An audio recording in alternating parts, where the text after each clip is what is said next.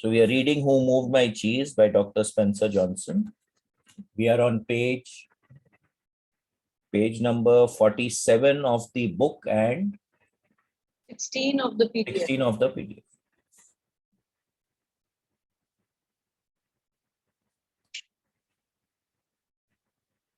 If you do not change, you can become extinct.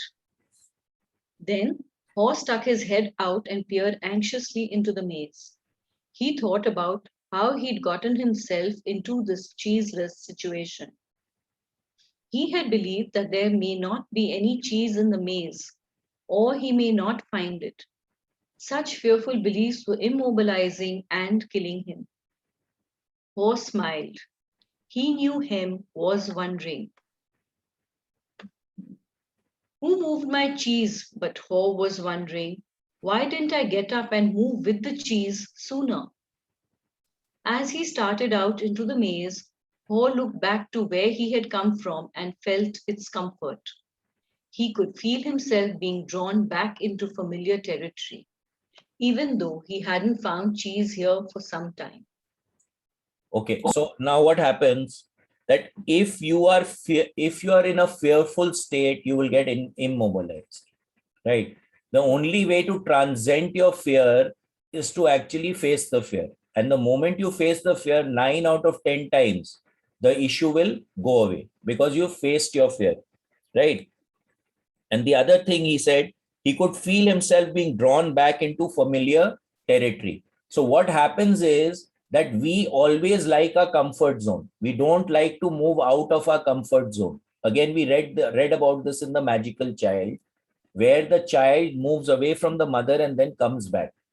So the neural pathways in our brain want us to come back into the regular routine, into something which is known. So there will always be a pull to take you back there.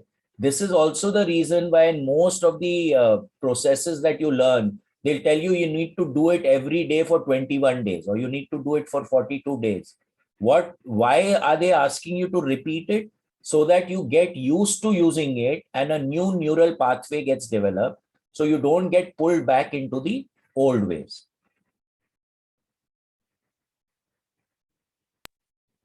As he started out into the maze, Haw looked back to where he had come from and felt its comfort. He could feel himself being drawn back into familiar territory, even though he hadn't found cheese here for some time. Haw became more anxious and wondered if he really wanted to go out into the maze. He wrote a saying on the wall ahead of him and stared at it for some time. What would you do if you weren't afraid? So this is a wonderful question, right? If you were not afraid, how would you act? Now, if you are afraid and you act in that same way, then it is much better than not acting and being afraid. Because as soon as you start acting in the way that you are not afraid, then the fear actually gets transcended.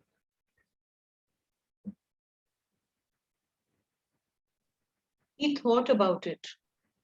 He knew sometimes some fear can be good. When you are afraid things are going to get worse, if you don't do something, it can prompt you into action. But it is not good when you are so afraid that it keeps you from doing anything. Now, this is again very important, right?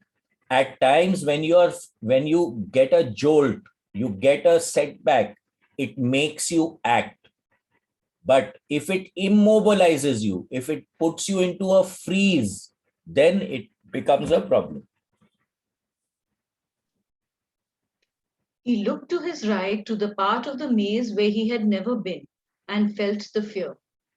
Then he took a deep breath, turned right into the maze, and jogged slowly into the unknown.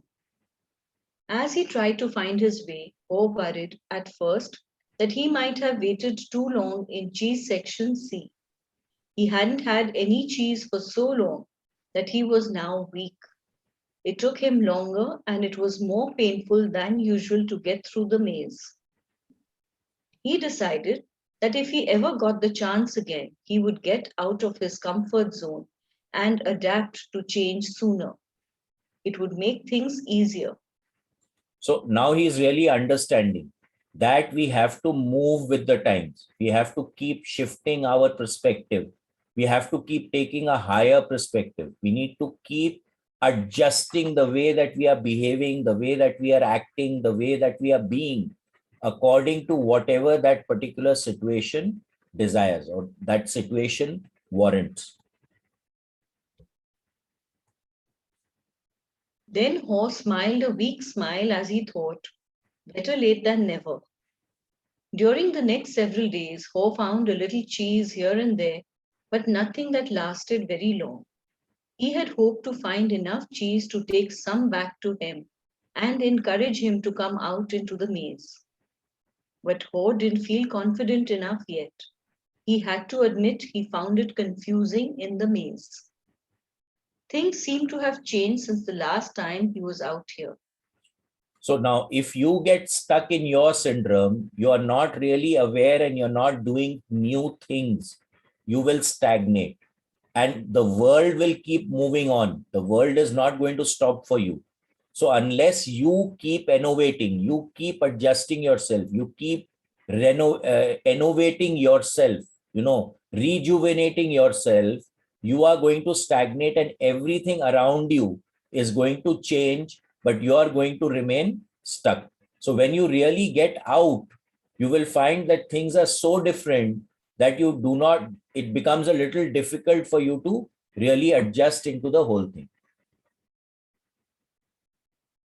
What happened?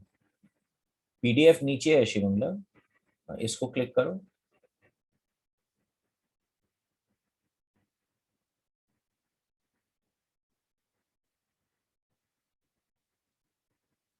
Sorry, 1 second. Where do I go? Click on that. Yeah.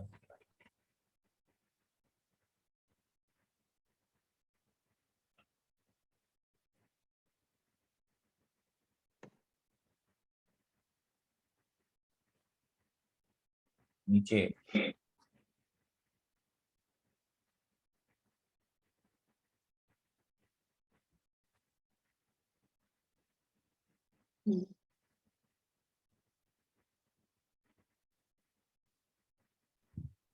Sorry. Just when he thought.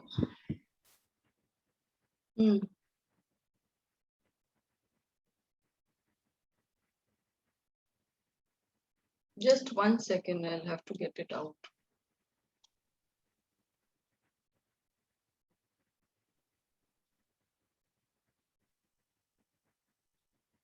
Yeah, sorry. Just when he thought he was getting ahead, he would get lost in the corridors. It seemed his progress was 2 steps forward and 1 step backward. It was a challenge, but he had to admit that being back in the maze, hunting for cheese, wasn't nearly as bad as he feared it might be. So again, when we move out without planning, without understanding, there will always be 2 steps forward, 1 step back, 1 step forward, 2 steps back.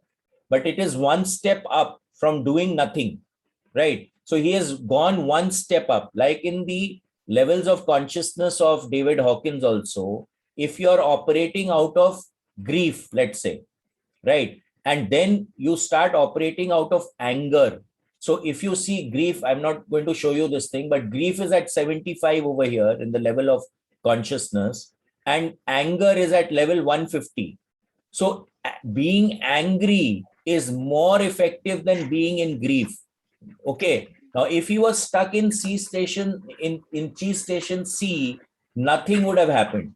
Here, since he's moving out into the field, he's at least getting some cheese, he's getting some crumbs. So there is some kind of rejuvenation which is taking place, and he is moving. And also, since he's facing his fears, it now starts to feel familiar, right? He's being able to transcend his fear and move out into the field. So he says, hunting for cheese wasn't nearly as bad as he feared it would be. So many times we really overemphasize our fear, not realizing that if you do it, it is not such a bad thing. And the moment you do it, you'll find that you tend to empower yourself.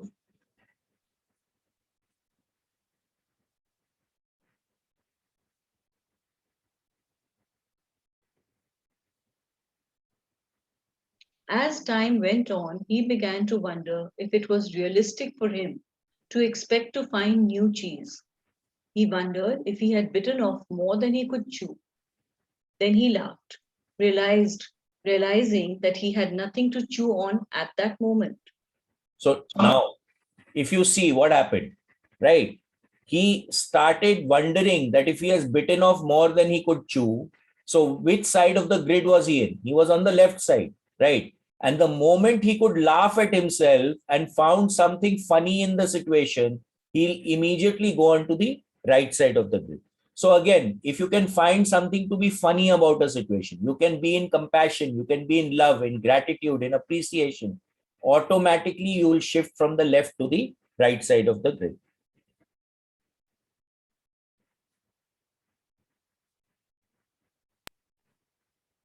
Whenever he started to get discouraged, he reminded himself that what he was doing, as uncomfortable as it was at the moment, was in reality much better than staying in the cheeseless situation. He was taking control rather than simply letting things happen to him. So again, now this is also very important. When we are stepping up the ladder in consciousness, being in the flow and allowing things to happen, whatever is happening and accepting it is a very high level of consciousness. In the beginning, we need a laksh, we need something to do, we need a disha, right? As to where we are going. And we need to feel in control. Letting go of control is not a very happy situation when we are in a lower state of consciousness. Plus, we need to also understand who are we giving the control to. So now if someone ticks me off and I lose it, that means the control is in the other guy's hand and not in my hand. So over here, what is happening? If he would have stayed in cheese station C, then he was losing control because he had no control over the situation. They were waiting for someone to put the cheese back. So now how are they in charge? They have no control over it. But now since he started moving around in the maze, he has some control. He can decide to go to the left or to the right. If he finds some cheese, he has the right to decide whether to consume it or not to consume it, right? So he has taken back charge. He's got control back of what he is doing in his own hands.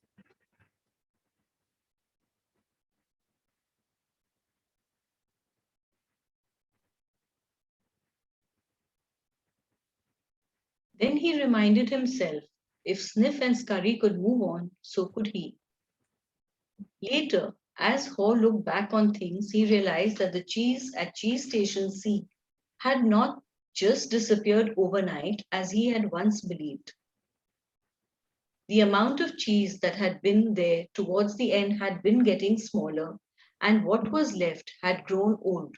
It didn't taste as good. So now what is he talking about? You observe a lot of things, but whether you really accept it or not is a very, very important part of it. It's not that because many times because of our belief systems, the belief systems that we are in a box. So we don't like to see anything beyond that belief system.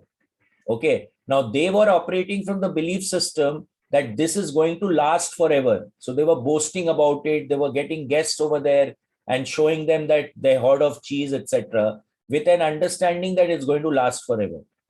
But having said that, he was actually noticing that it is diminishing. But because they were not accepting that it would not last forever, they got stuck in a situation where the cheese finished and they had nothing else or nowhere else to go. Mold may even have begun to grow on the old cheese. Although he hadn't noticed it, he had to admit, however, that if he had wanted to, he probably could have seen what was coming, but he didn't. Ho now realized that the change probably would not have taken him by surprise if he had been watching what was happening all along and if he had anticipated change. Maybe that's what Sniff and Scurry had been doing. So again in life, we need to have situational awareness. What is the situation right now and what is the best cause of action? So whenever we say that you have a problem, There are 5 steps to it. Again, the first thing is that you need to be aware that there's a problem, right? If you're not aware, then you will not know what to do. The second is you need to accept that there is a problem. The third is you brainstorm. What is the solution? What kind of a what can action can you take? What is the solution that you can apply? The fourth is apply the solution, right? And the fifth is observe whether it is working or not. So over here, if you see, number one, they were kind of aware of the situation, but they were not willing to accept it, right? So then it didn't work. There's no question of finding a solution if they are not accepting and aware of what the problem is. So whenever you have a problem, the first 2 steps are the most important. That is becoming aware of it and accepting that the problem is there. And once you do that, then naturally things don't catch you by surprise. You've already anticipated. And what happens is that if you ask any successful businessman, they will always tell you we go by a gut feel. So it's like sniff, right? He's constantly sniffing the environment to figure out if there's a change, if there is a shift, and what adjustment that he needs to do, right? So he's constantly analyzing and making the micro adjustments which are required. So when no big change suddenly hits him, right? Because he's already adjusted.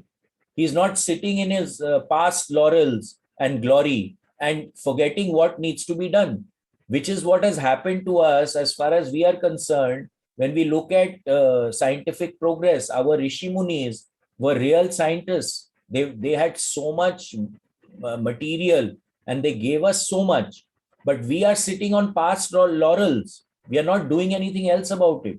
That's why the West is pipping us. Okay. So for example, we were talking about the cocoon, etc.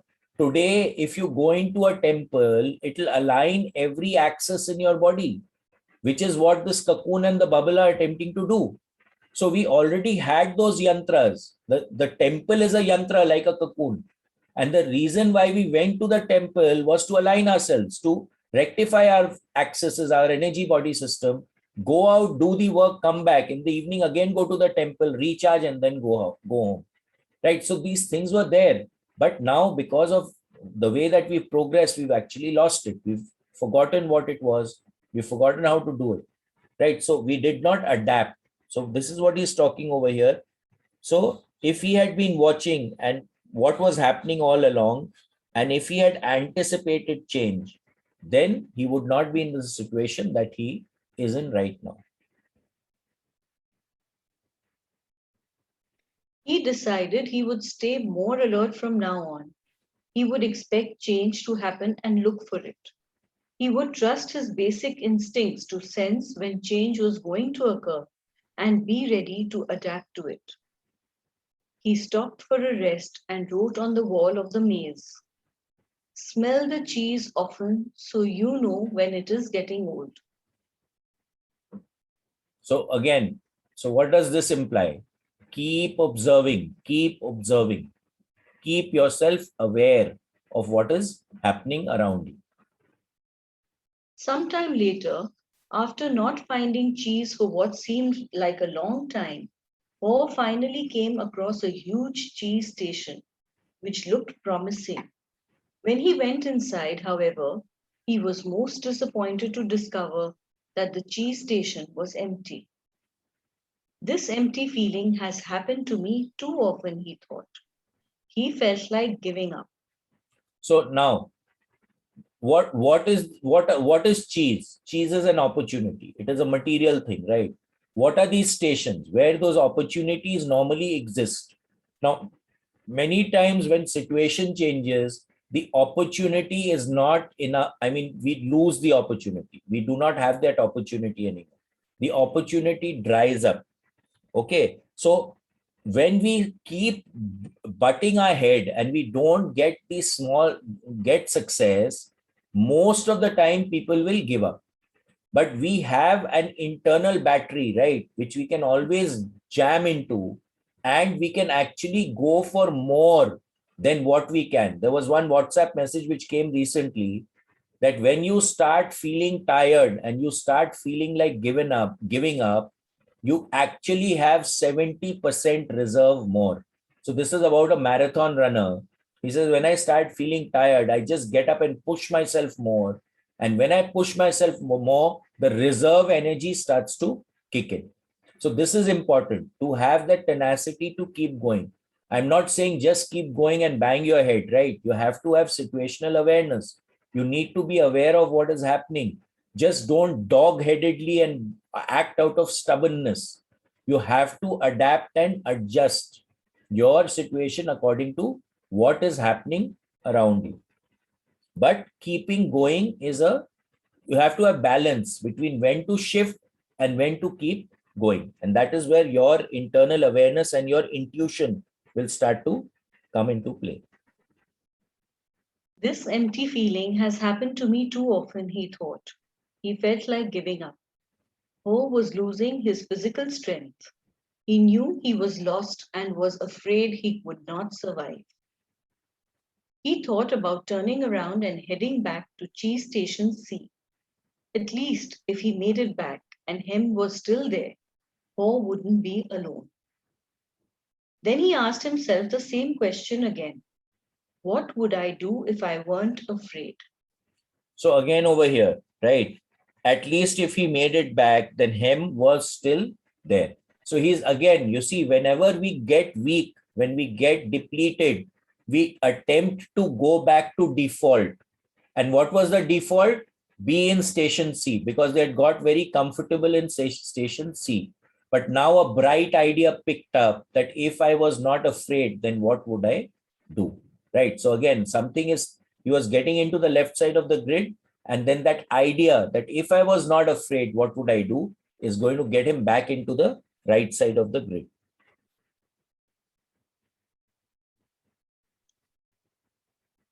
Ho thought he was past his fear, but he was afraid more often than he liked to admit, even to himself.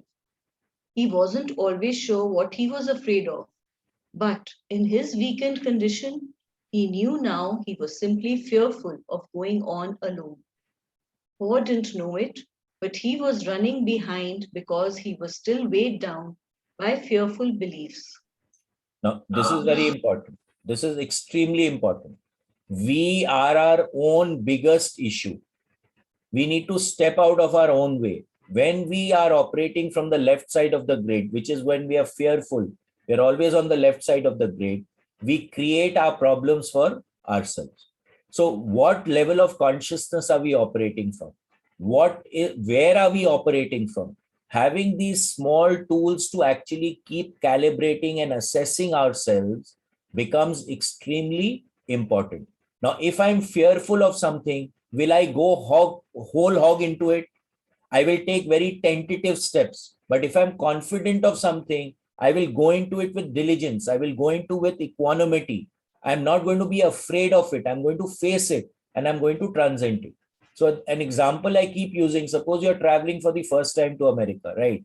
And when you go in, you'll be very, very tentative that, yes, where do I go? Where do I stamp my passport? Where will I get my baggage? Where will I do the customs clearance? Where will I find a car? Where will I do this? Where will I do that? So there's a fear, there's a tentativeness. But if you do it many times, then that tentativeness will go because you know what to do. You know what questions the immigration officer is going to ask you. You're confident of your reply, right? So you drop the fear and you bring in confidence. But if you act fearfully, if you see, even when anyone is talking to you, if you are fearful, your body language will tell them that you're fearful. And let me tell you, 90% of communication is non-verbal, right? Your body language, the tone of your voice, the way you're moving your body, your head movement, your hand movement, your eye movement, right? The way that you're breathing, what is happening in your energy field, this is all transmitted to the guy in front of you or the lady in front of you, right? So if you are operating out of fear, your fearful belief systems, they are constantly going to weigh you down. So these words again, can't, won't, all these words which are depleting and putting you on the left side of the grid, they are really not worth it. We have to start saying yes a little more. Of course, I'm not saying blind yes.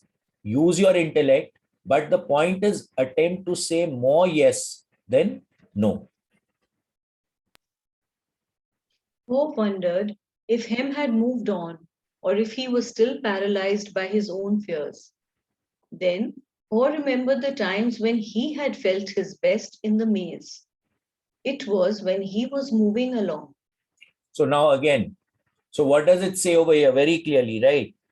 When he is thinking of when he felt good in the maze, it automatically puts him on the right side of the grid. Now, as soon as he does that, his fearful beliefs drop and he focuses on the good feeling. So now, don't you think his efficiency in moving around in the maze, his situational awareness is all bound to increase, right? Because he's dropped the fear and he's operating uh, out of something which is feeling good for him. He wrote on the wall, knowing it was as much a reminder to himself as it was a marking for his friend Hem, hopefully to follow. Movement in a new direction helps you find new cheese. Right. So now, when this is another reason why I keep telling all the people who I get into association with is do something new. Attempt to do something new, right? Because it stimulates you. It opens up stuff for you. If you are stuck doing the same thing over and over and over again, you're not going to move. And ultimately, that thing that you're doing is going to get outdated and you will rot.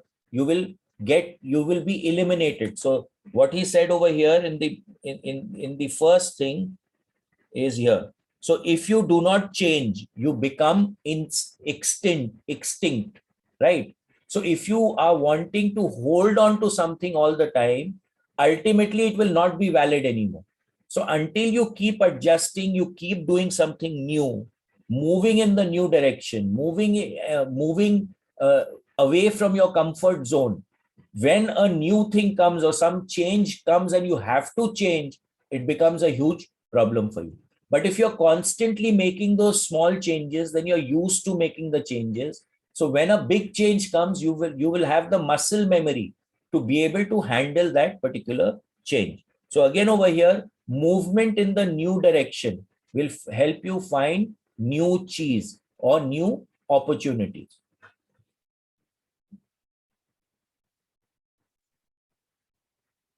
Ho looked down the dark passageway and was aware of his fear. What lay ahead? Was it empty? Or worse, were there dangers lurking? He began to imagine all kinds of frightening things that could happen to him. He was scaring himself to death. So again, he doesn't really know if there's a frightening thing there, but in his mind, he's playing the frightening thing, right? So now, as soon as you become frightened, the neurochemicals of fear, all those chemicals are starting to secrete in your body system. So now, as far as the body system is concerned, it cannot distinguish between an imaginary tiger attacking you and a real tiger attacking you. The reaction of the body is exactly the same. Okay. So now if he is imagining something will hurt him, something he is getting scared about, the body system understands that this is happening and he puts himself into a downward spiral or into the left side of the grid. Then he laughed at himself. He realized his fears were making things worse. So he did what he would do if he weren't afraid. He moved in a new direction. So now he is becoming aware that fear is not something that I need to operate with, right? I need to face it. I need to transcend it.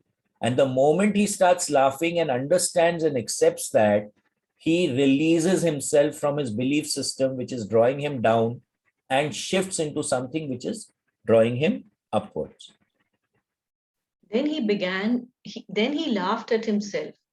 He realized his fears were making worse. So he did what he would do if he weren't afraid. He moved in a new direction. As he started running down the dark corridor, he began to smile.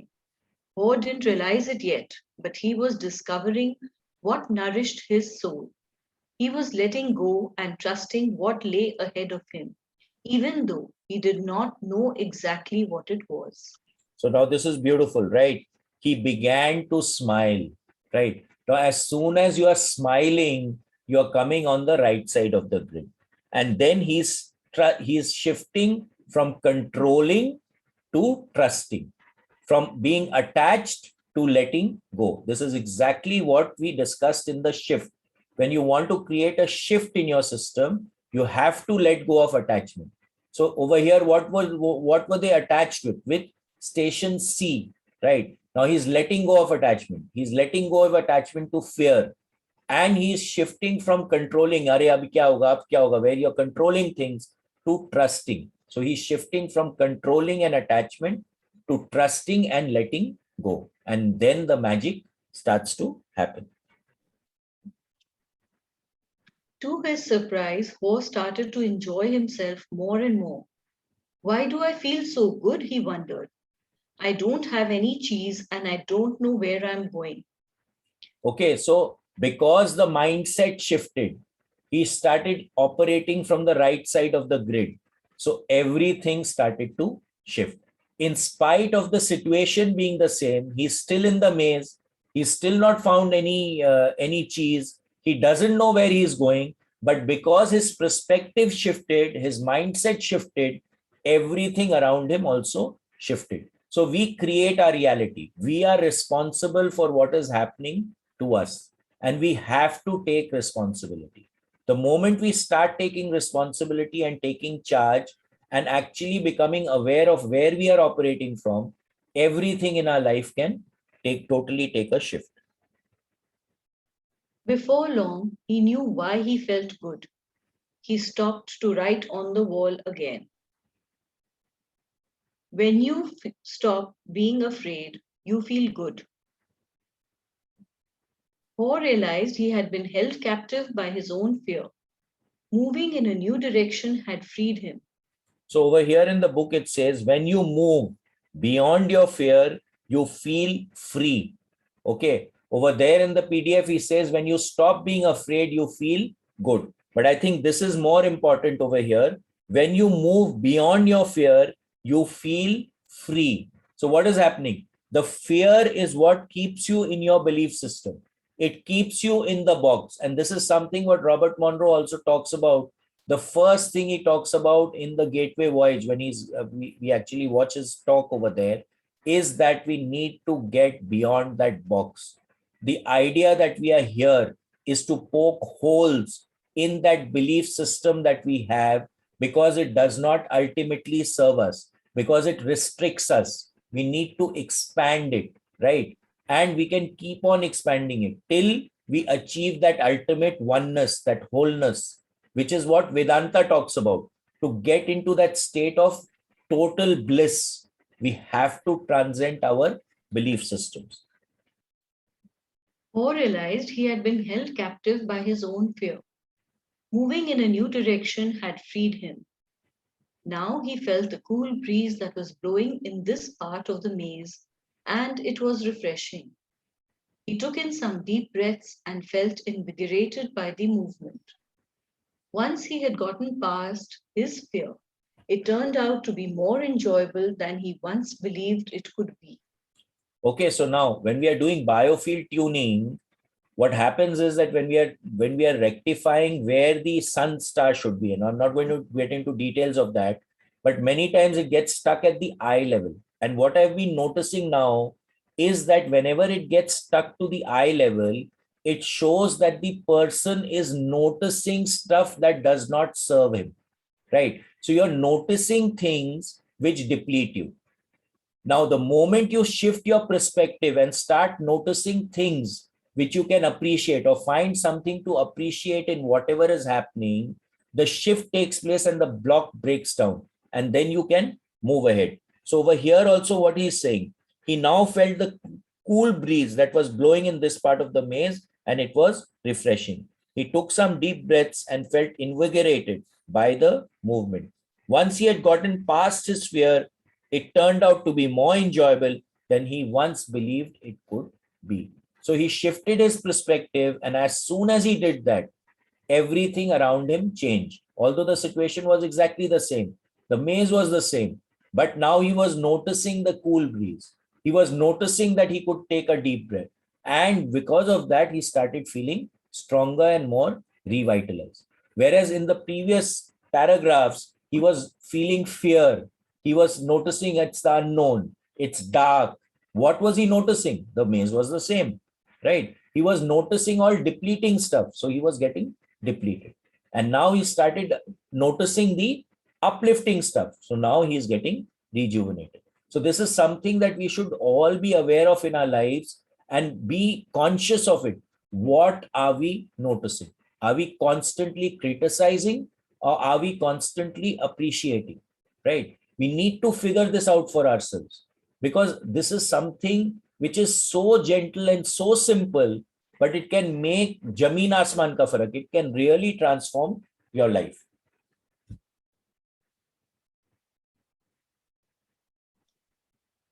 Mo hadn't felt this way for a long time.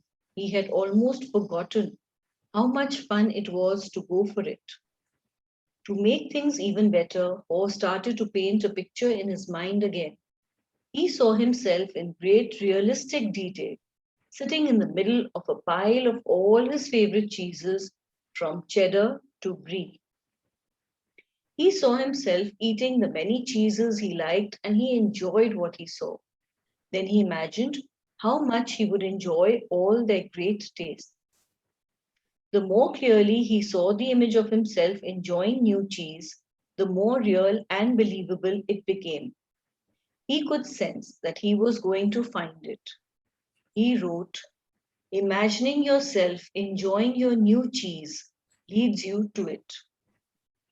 Okay, so again, we create our own reality. Right now, if we are constantly thinking of something, that is what is going to manifest in our lives.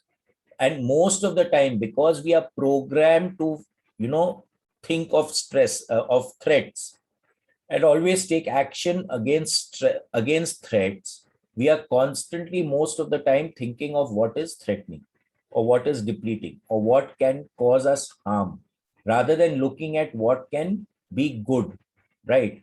Now, when we are doing patterning, there's a patterning exercise that we do when we are going into focus 12, when we are going into focus 15 and 27, etc. We pattern. Now, the three tenets are for patterning. You pattern for yourself, you pattern in the present moment. So as if it is already happening, and you always pattern for something which is uplifting, right? So the three tenets over here, he's taking it very clearly here. He's picturing himself as if he's already eating the cheese. So he's patterning for himself. He's patterning something which is uplifting, and he is patterning in the present moment. So he is actually creating a pattern for himself here, which generally tends to manifest when all these three tenets are met. Okay. Now, the other thing with patterning is that you can't hold on to it. You have to allow it out of your system and allow the universe to manifest it for you. So that's where operating, when we did zero limits, we had three things, right? Operating from memory, operating from inspiration, and operating from zero. Now, if you're operating from memory, then you're looking at what you already have experienced all the time. You're not looking at something new, right? You're not creating an uplifting feeling. And if you're operating from inspiration, then you are guided to do what you need to do. So over here, what he's doing, he's patterning it and throwing it out, and then allowing things to manifest. Because in the last paragraph, he already has understood that he has to shift from control to trust and from attachment to letting go. So he's shifting his level of consciousness. Mo kept thinking about what he could gain instead of what he was losing. He wondered why he had always thought that a change would lead to something worse. Now he realized that change could lead to something better. Why didn't I see this before? He asked himself. Then he raced through the maze with great strength and agility. Before long, he spotted a cheese station and became excited. as he noticed little pieces of new cheese near the entrance. There were types of cheese he had never seen before, but they looked great. He tried them and found that they were delicious. He ate most of the new cheese bits that were available and put a few in his pocket to have later and perhaps share with him. He began to regain his strength. He entered the cheese station with great excitement, but to his dismay, he found it was empty. Someone had already been there and had left only the few bits of new cheese. He realized that if he had moved sooner, he would very likely have found a good deal of new cheese here. Ho decided to go back and see if Hem was ready to join him. As he retraced his steps, he stopped and wrote on the wall, "The quicker you let go of old cheese, the sooner you find new cheese." Okay, so the point here is again of adaptation, that you need to adapt to the situation. If you keep holding on to the old, right, not making little bit of space for the new, and actually understanding what is working and not working, you start getting stagnated and you will ultimately perish, right? So that adjustment is extremely important.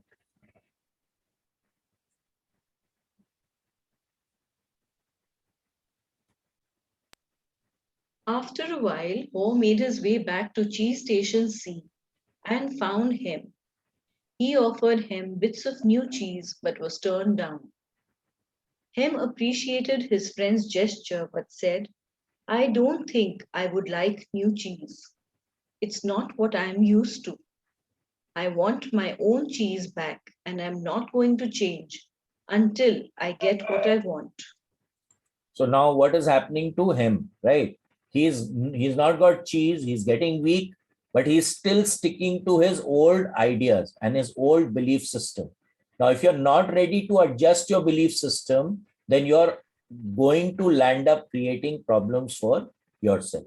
So we need to adjust with the times. We need to understand that what is our duty. Now, in the Vedanta talks, he talks about obligatory duty. What is your obligatory duty? That is what you need to perform. If you're going to be performing someone else's duty or doing things in the way which is not easy for you to do, which is not coming to your life automatically, it is not for the highest good, and you're really not really accepting it and doing it, right? You're doing it half-heartedly, then automatically your efficiencies are going to get affected. So over here, if you get stuck with something, you're always going to land up creating problems for yourself. Can we please end here today? Okay. We have